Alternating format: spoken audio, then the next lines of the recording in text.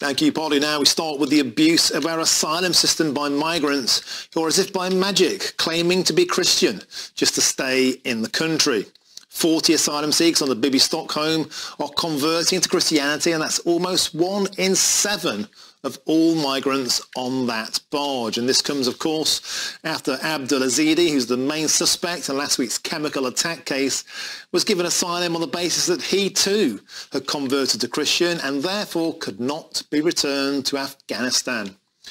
Well, to join this topic, I'm now joined in the studio in Westminster by the Conservative MP for Redditch and the Deputy Chair of the party, Rachel McLean. Rachel, thank you for joining us Pleasure. On GB News.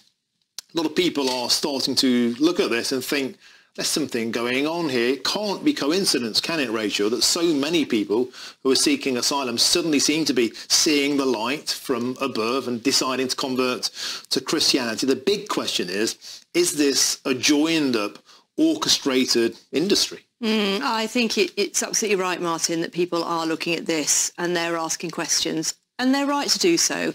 And I want to be clear, I don't blame any individual migrant for doing absolutely everything they can to stay in our country, because our country is a wonderful place. We know that people want to come here because of our way of life and the things that we hold dear, which is all the more important, in my view, that we protect our borders and we have control over migration.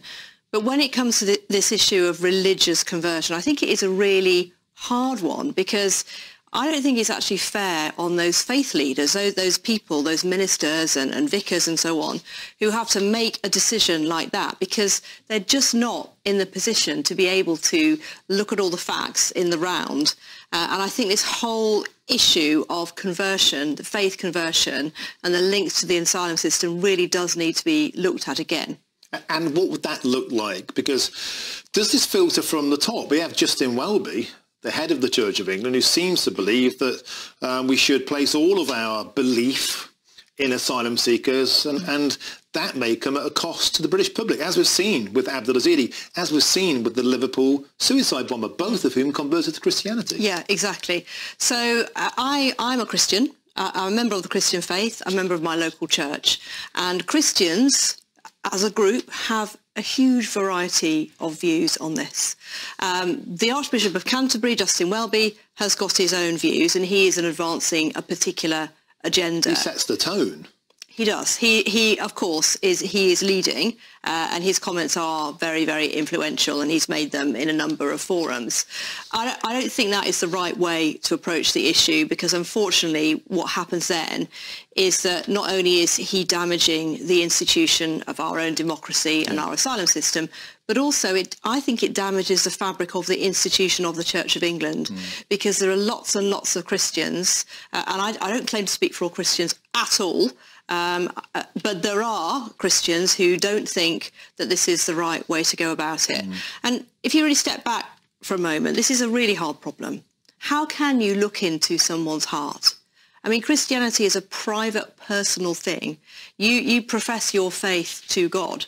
And only God knows what you really believe. And I think it's something that, because people are being, or they think, or they're trying to be kind and compassionate, of course they are, and demonstrate Christian love, it is something that unfortunately can lead to loopholes in the system. A lot of people, Rachel, are starting to think, for right or for wrong, that the church, the Home Office, charities that bring asylum seekers or facilitate their arrival to Britain, and those that prevent their removal from Britain, universities, even the RNLI bringing people ashore, are working contrary to the beliefs of the government and of the electorate. Yeah.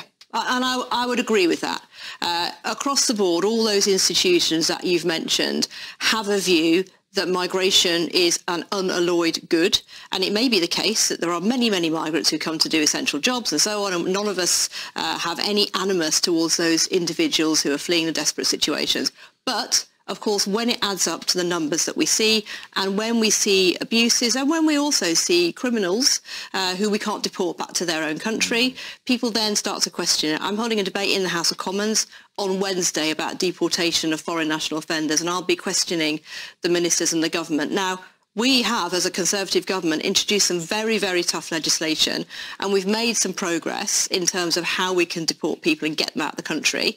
And I have to say, Martin, at every single stage, you've seen the people that have opposed us. It's been the Labour Party, it's been the charities, it's been the church leaders, and actually they are not speaking for the ordinary people in this country who just look at this and think, what on earth is going on? These people have committed crimes, they shouldn't be here. And yet we still haven't seen a single flight leave for Rwanda. Not a single person has been deported that way. People, I think, Rachel, are really starting to lose faith in our ability to deport anybody from this country, no matter how heinous their crimes. Well, we have seen some deportation flights for some of these other countries. And of course, we've seen quite a good and robust returns agreement with Albania, which has dealt with quite a lot of people who've come here through the small boat and the lorry route. Last time I was in your studio, we were talking about the Rwanda plan, and that has now gone through Parliament. So, look, let's see where we get to with that. We need that deterrent. I strongly believe that we need to have that, and it will have an impact when it comes in. But I think even in the meantime, ahead of the Rwanda thing, we've got people who are already here, and they shouldn't be here. They've committed crimes. They are violent people. Some of them are rapists. Some of them are paedophiles. And while we are having some success in getting some of them out, we need, in my view, to accelerate that process. Because after all, let's not forget, we need the prison places for our own population. We need to make sure that we've got those deterrents and we keep the public safe. Excellent. As ever, Rachel McGeehan, thank you very much for joining us in the studio, MP for Redditch and the party Deputy Chair. And please come back and tell us how that debate carried on, because I think people are starting to lose a bit of faith. So let's get you back in to see how that went on. Thank you very much for joining us in the studio. Always a pleasure.